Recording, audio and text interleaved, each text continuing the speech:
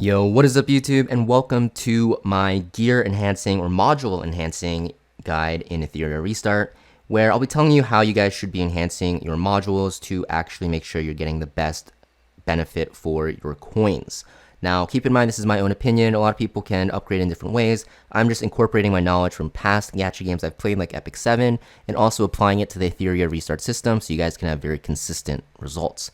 Now, gear or modules, it's going to drop from threshold, as you guys know. There's going to be 5 rarities. You have the blue ones, you have the purple ones, you'll have the yellow ones, you'll have the pink ones, and you'll have the red ones. And in that order, like, they get better and better in terms of the substats that they can roll. They all are a part of a matrix, which is kind of like a set bonus. If you have this many icons on your equipment that you have equipped, including shells, you'll get this bonus, which is very important to incorporate in the early game. Now, in the early game, it's just very important to make sure you hit your matrices. For example, for your supports, just make sure you get 12 Swift Rush. That's the most important thing. And then on your cores, which are your right side pieces, you want to make sure you get good main stats for your characters. For example, HP bonus is very good for supports, same with defense percent. And for damage dealers, attack percent, crit rate, and crit damage are good on something like a onslaught set like this, which will give you, more attack on your damage dealers. So basically, how do you want to roll? So before we talk about how you want to roll, let's actually go over how the gear works in this game. So there's actually a very big misconception that every piece can have the same substats. That is going to be wrong, and main stat actually. So the left side pieces have fixed main stats. You'll always see masks have flat attack. You'll always see transistors have flat HP. And you'll always see these wrists always have flat defense. The right side pieces, the cores, their main stat can vary between like crit damage percent, crit rate percent, flat HP, percent HP, effect accuracy percent. You'll see HP bonus here as well. There's just like so many different attack percent, flat attack, right? Effect accuracy, defense. There's so many different ones. The only thing that can't show up here is speed. Speed can never be a main stat on these. So you really want to make sure that, if you get a good core, that you hold on to it, because the right side pieces by nature, because there's more RNG in the main stat, are just way harder to get good pieces for. Also, you cannot get the same substat as the main stat you have. If you come from other gacha games, this is obvious to you, but if you haven't played other gachas, like if I have a crit rate main stat, you'll never see crit rate in the substats. And for like masks, for example, you'll never see flat attack in the substats here as well. Also, there's one more thing I want to point out. A lot of people don't know this, but the left side pieces also have another like caveat to it. So masks can never have HP, defense, or effect resist percent, so it makes it a lot easier to get something like this, like an offensive-oriented piece. These transistors can never have attack, defense, and effect accuracy percent, so you'll see a lot of the time transistors have like the best crit rate, crit damage pieces for your damage dealers. And also the wrist wheels can never have HP, attack, or crit damage percent. So you're going to see that this is like a good piece for damage dealers to just go for a really high crit rate because you can't get attack or crit damage. So this is like something that they don't mention in the game, which is very interesting. But I saw this on Reddit in like a Reddit post, and I looked at all my pieces and I was like, oh, that's probably true. And I think like it is 100% true. So this is something you have to know. So don't chase like pieces for substats that don't exist. That's like a big issue, and I kind of did that in the beginning as well. So those substats don't exist, and also you want to make sure, the right side pieces, they're a lot harder to get, so good ones are a lot more valuable. Now that aside, how should you roll on your modules here? So there's a lot of different ways people do this, and I'm just going to share my strategy. This is going to save you coins and also just ensure that you get good pieces. But it's going to kind of hurt you because you can't roll as much as you want. Now, let me just say, for the early game players out there, don't take this advice too much into account, because early game, all you really need, like I mentioned, is your matrix. You only need like a 12 matrix, honestly. Just go for a 12 matrix. For supports, anything that doesn't deal damage, just go for 12 Swift Rush. And for your damage dealers, just go for like 12 Onslaught, and later on you can go for something like a 12 Kenai once you can start farming Teramaton. And then after that, you want to make sure your cores, which I mentioned have that varying main stat, have the main stat that corresponds to your character. Stay away from flat stats. These are really bad.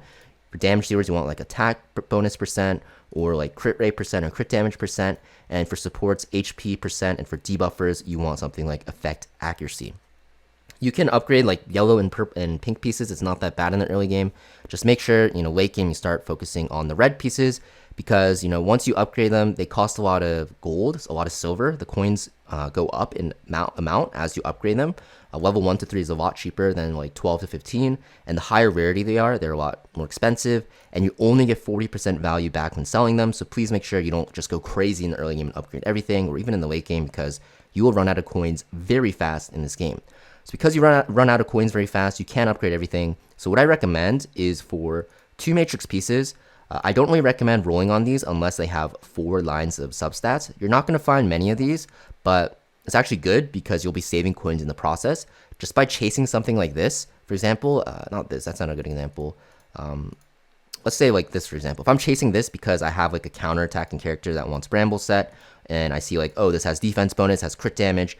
Well, the first rolls at 3, 6, 9, 12, and 15, they will actually go into a substat. However, if these are locked, what it will end up doing, I'll show you here, is it will unlock it. So it doesn't really roll into one. And this is really bad because if I'm just rolling on this piece instead, you can see like these are pretty much equivalent in the stat they give you, except this one's at level 1, so I get an extra roll. So that's why you don't want to roll into things that have like 2 substats, even like 3 for 2 matrices, because they're not that good. So for 2 matrix pieces, I definitely recommend rolling into 4 matrix or not 4 matrix, 4 substats or higher, especially when you can start farming hell. Now this is going to be very, very important because you're not going to want to waste a lot of coins, and you do not want to get a really good piece on like a 2 matrixer because you cannot use them in the late game, except for an exception. So the exception is, for example, I know it's kind of confusing. I'm gonna try to explain it in as simply as I can. Any 8 matrix pieces here, or 8 matrix sets, for example, Bramble, you can run 1-2 piece with them. And why you can do that is because you can get a 2 matrix piece, you can get a 3 matrix piece, which is 5 in total, and then from your shell, which in the late game will be 3-3-3, you can get a 3 matrix shell. So that equates to 8, right?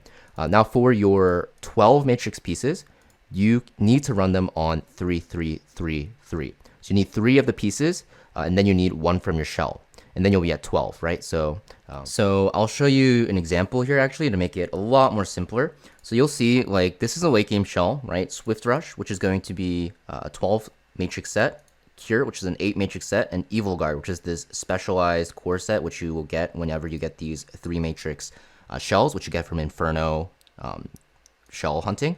And you'll see that if I run this on the standard setup with the 12-8-6 setup, which is going to be what you're going for late game, you'll see that if I run 3 matrix on everything, I have 1 left over, and that's going to be the 8 matrix piece. So if I just swap this out for a 2 matrix piece, you'll see that I'm still at 12-8-6. So the 8 matrix set pieces, you are okay to roll a lot more freely on the 2 matrix pieces because of the fact that you can actually use one of the 2 matrices in the late game.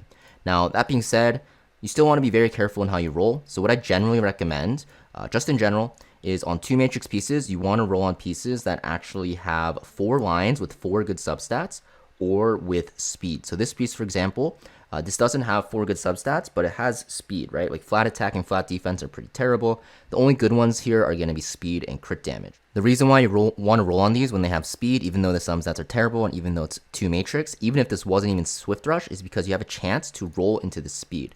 And you'll see that I didn't hit the speed here, so it's not really worth going into.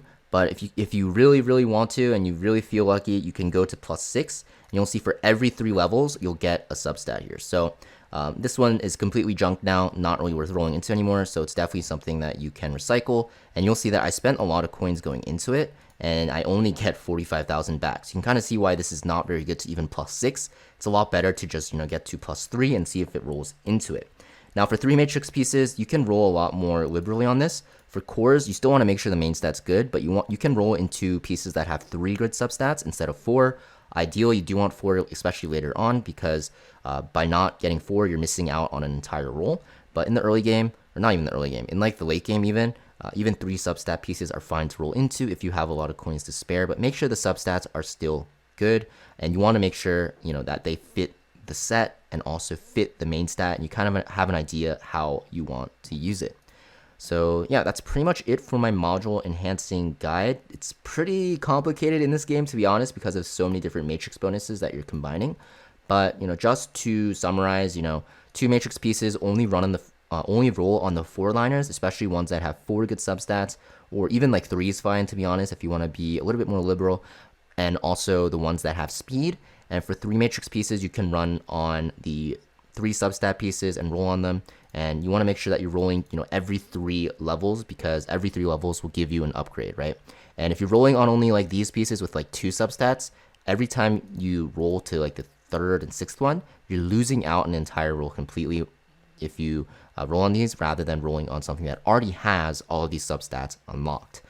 Also, 8 matrix pieces, a lot more liberal to roll on the, you're a lot more free to roll on the 2 matrix ones, because you can run one on these. You can run one of these late game, so definitely better to roll on the 8 matrix 2 matrix pieces if you can. It's pretty confusing, I know, but I tried to make it as simple as possible. I am still trying to understand it. I guess I do really understand it by now, but it's kind of hard to explain. But hopefully this made somewhat of sense to you. If you have any questions, let me know in the comments down below. Thank you for watching. Make sure you guys hit that like and subscribe, and I'll see you guys next video.